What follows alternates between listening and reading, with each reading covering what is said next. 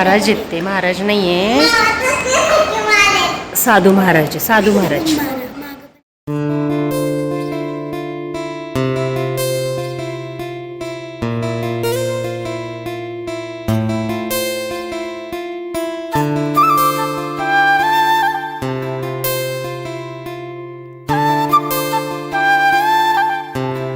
हाय माझ्या लाडक्या मित्रमैत्रिणींनो, कसे आहात सगळेजण. मी सीमा.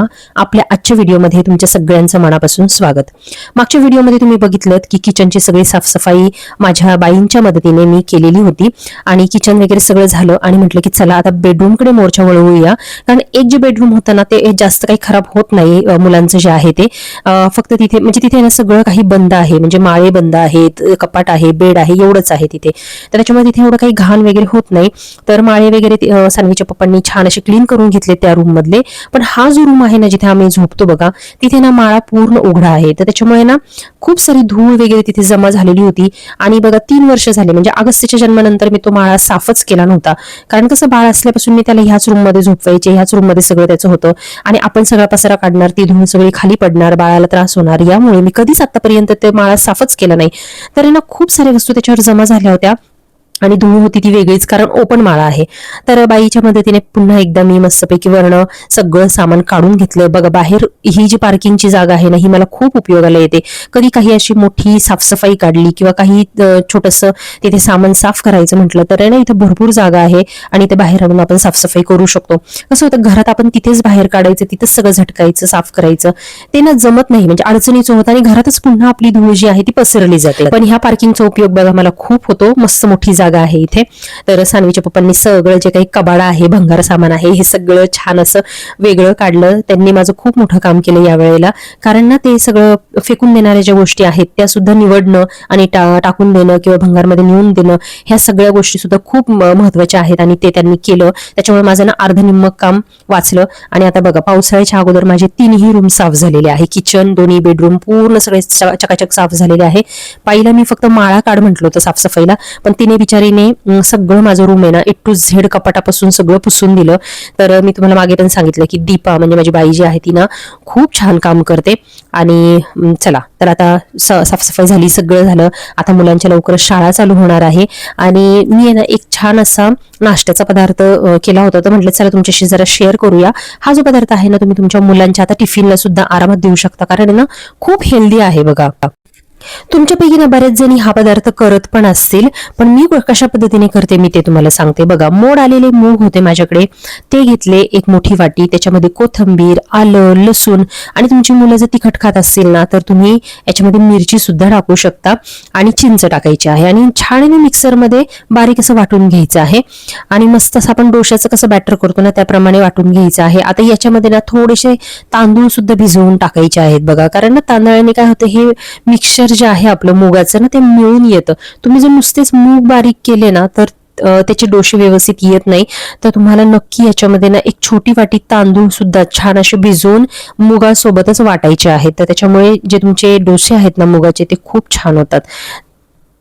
तर इथे माझ्या फूड प्रोसेसरचे हाल तुम्ही बघितले असतील. मागे मी तुम्हाला दाखवलं होतं की माझं फूड प्रोसेसरचं जे सेन्सर आहे ना आपण जिथे भांडं ठेवतो तो बिघडलेला आहे. मी रिपेअरिंगला दिल्यानंतर त्याने ना तो सेन्सरच काढून टाकलेला आहे आणि डायरेक्टली आपण भांडं लावलं की मिक्सर चालू होतो. आणि साईडचं जे पीठ मळायचं जे भांडं आहे ना तर ते ना पूर्ण म्हणजे असं हलतं, त्याचं ना ते खटकाच म्हणजे पूर्ण त्याने काढून टाकलेलं आहे. तर मला ना जेव्हा पण मी मिक्सरमध्ये वाटण करते ना तर ते साईडचं भांडं मला पिठाचं ते पकडून ठेवावं लागतं.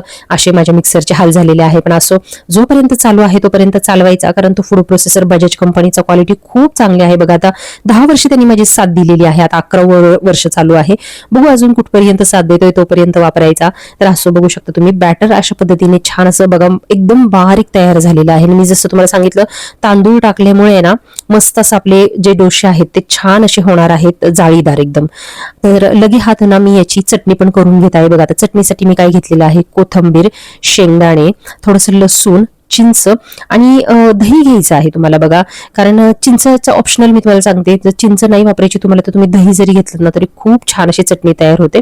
आणि हे ना मस्तपैकी मिक्सरला एकदम बारीक वाटायचं आहे आणि मस्त ही जी चटणी आहे ना ती खूप मस्त लागते बघा. तर इथे बघू शकता मी वाटतानाच आहे ना मीठ टाकून देते, म्हणजे ना ते सगळीकडे म्हणजे एकसारखं मिक्स होतं आणि चवीला पण खूप छान लागतं. तर दही टाकून आहे ना तुम्ही नक्की अशा प्रकारे शेंगदाण्याची जी चटणी आहे ना ती करून बघा, खूप सुंदर लागतं. तर बघा पहिलं दही टाकायच्या अगोदर ना शेंगदाणे जरा थोडेसे फिरवून घ्यायचे, कारण दही टाकलं ना मग त्याचं नाही का थोडंसं चिकट झालं तर ते शेंगदाण्याला चिकटून राहतं आणि ते बारीक व्यवस्थित होत नाही. अशा आपले शेंगदाणे त्या दह्याबरोबर गोलगोल गोलगोल फिरतात त्या भांड्यामध्ये, बारीक होत नाही. तर त्याच्यामुळे पहिले शेंगदाणे, लसूण, कोथिंबीर हे सगळं पहिलं बारीक करून घ्यायचं मिरची वगैरे टाकून, आणि नंतर मग दही टाकून पुन्हा एकदा बारीक करायचे आहे. आणि अशा प्रकारे छान अशी आपली बघा जी चटणी आहे ती छान रेडी झालेली आहे. ती चटणी जी आहे ना तुम्ही नुसती फुटाण्या डाळीची सुद्धा करू शकता आणि तुम्हाला इडली, डोसा याच्या सोबत सुद्धा खूप छान लागते. तर बघा आता मी नॉनस्टिक वर माझं जे काही एक हा असा एक रबराचा बघा एक स्पॅच्युला मिळतो, ब्रश मिळतो, त्याच्याने तेल लावलेलं आहे आणि मस्तपैकी बघा डोसा फिरवून घेतलेला आहे. तर 1-5 मिनिटं झाले, वन साइड थोडीशी सुकली की त्याच्यावर तेल टाकायचं आहे आणि अशा प्रकारे पलटी करायचं आहे. तर तुम्ही म्हणाल तो अजून नॉनस्टिकच का वापरतीये, तर याचं मी तुम्हाला मागे सांगितलं होतं की मी बिडाचा पण तवा घेतलेला आहे, पण आहे ना मी तो वळसवून ठेवला, पण मी ना तो अजून वापरलेला नाहीये. त्याच्यावर आहे ना थोडेसे पहिले 10-12 डोसे आहेत ना असे, म्हणजे हे घावणे म्हणतात ना त्याला, ते असे बनवून काढावे लागतात, ते डायरेक्टली आपण असं वापरू शकत नाही. तर ते माझं काम बाकी आहे अजून. तर इथे मी आता तोपर्यंत नॉनस्टिकचाच तवा वापरणार आहे. तर ते सुद्धा मी तुम्हाला दाखवेल की बिडाचा तवा मी कसं वळसवलेला आहे, होतात की नाही त्याच्यावर डोसे, मी सगळं तुम्हाला दाखवेल. तर बघा परत एकदा मी अजून एक डोसा ह्याच्यात टाकून घेते. आता मला जरा एक सांगा की तुमच्यापैकी किती जणी अशा प्रकारचा तो जो रबरचा जो हे असतो ना, ब्रश असतो तो वापरता किंवा स्पॅच्युला पण वापरता. बघा ते मी तेल लावलं ना जरा की असं फेस आल्यासारखं होतं, तेलात बुडवलं गरम ह्याच्यात की फेस आल्यासारखं होतं. हे माझ्याच बाबतीत होतंय का तुमच्या बाबतीत पण होतं मला नक्की सांगा, कारण खूप मोठ्या मोठ्या जे आपले रेसिपीज वगैरे बनवतात त्यांच्याकडे अशा प्रकारचे स्पॅच्युला आपण नेहमी बघतो, पण आता अशा प्रकारचा फेस दिसल्यानंतर मला ते वापरायची इच्छा होत नाही खरं. पण बघूयात आता कसं होतंय ते. तर असं बघू शकता तुम्ही मस्त मुगाचे हे जे डोसे आहेत ना हे तयार झालेले आहे. मी बनवलेली चटणी आणि टोमॅटो सॉस याच्या बरोबर मी छानपैकी मुलांना सर्व केलेला आहे.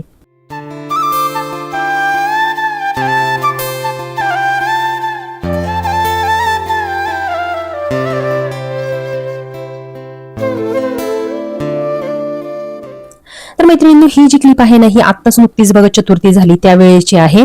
तुम्ही म्हणताल की आत्ता का दाखवतीये, तर ह्याचं खूप महत्त्वाचं कारण आहे. ही मागच्या मी व्हिडिओमध्ये दाखवेल सांगितलं होतं बघा. तर ही माझ्या मम्मीकडे ना मी गेले होते सानवीला घ्यायला. सानवी जेव्हा 2-3 दिवस आजीकडे राहायला गेली होती तर तिला मी रिटर्न घ्यायला गेले, तर तेव्हा नेमकी चतुर्थी होती. आणि दर चतुर्थीला ना हे जे मंडळ आहे आईच्या इथे ना, तर तिथे दर चतुर्थीला असं छान मस्त आरती करतात.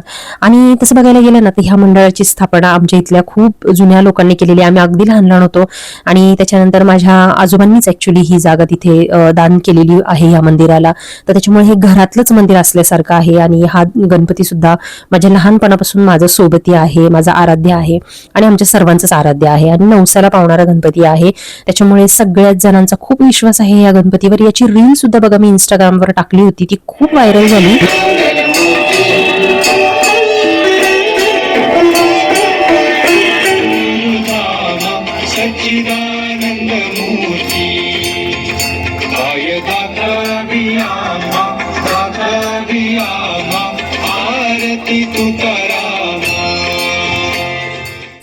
तर माझा जो मामा आहे ना तर त्याने मुकुट अर्पण केलेला आहे ह्या गणपतीला आणि त्याचीच मुकुट अर्पण सोहळा होता. तर त्याची रील मी बनवली होती, त्याचा व्हिडिओ दाखवला होता सगळ्यांना आणि तो खूप आवडला सगळ्यांना.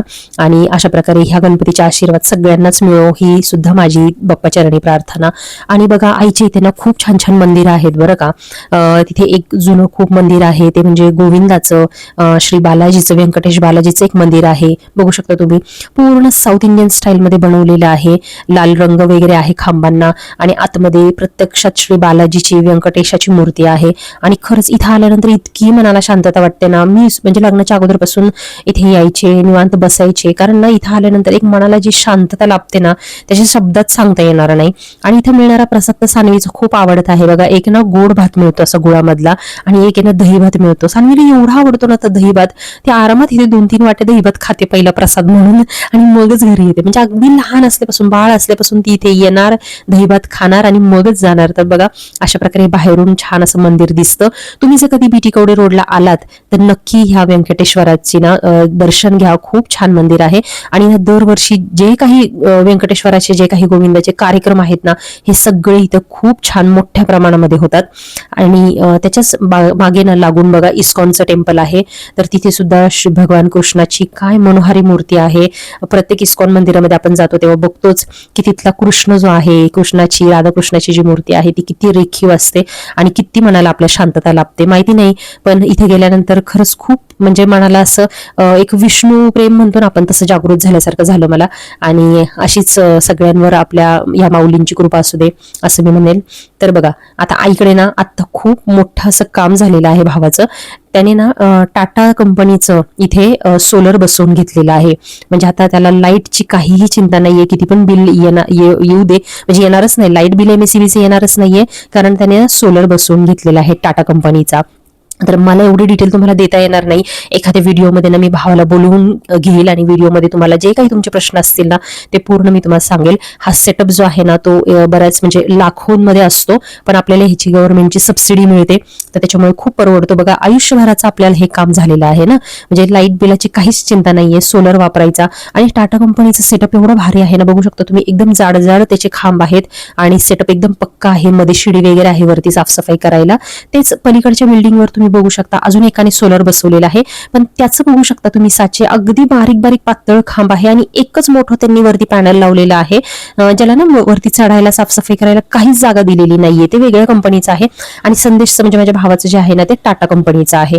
तर मस्त अशी सोलर आलेलं आहे. आता डिटेल जर तुम्हाला हवे असतील ना तर मला नक्की कमेंट करा, मी भावाला बोलवून गेले आणि भावाकडून तुमचे सगळे काही प्रश्न जे आहेत ना ते आपण सॉल्व्ह करून घेऊयात. तुम्हाला जर बसवायचा असेल हा सोलर तर मला नक्की कमेंट करा. तर चला मित्रमैत्रिणींनो, आज भरपूर सगळ्या गोष्टी तुमच्याशी शेअर केल्या आजच्या व्हिडिओमध्ये. आय होप सो तुम्हाला आजचा व्हिडिओ आवडला असेल.